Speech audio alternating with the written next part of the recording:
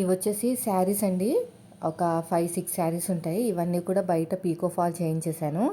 అయితే మనం ఎప్పుడైనా సరే టైలరింగ్ చేసేటప్పుడు ఇలాంటి చిన్న చిన్న పనులన్నీ బయటికి ఇచ్చేస్తే అవతల వాళ్ళకి వర్క్ వచ్చినట్టు ఉంటుంది. అదేవిధంగా మనకు కూడా ప్రెషర్ ఉండదనమాట.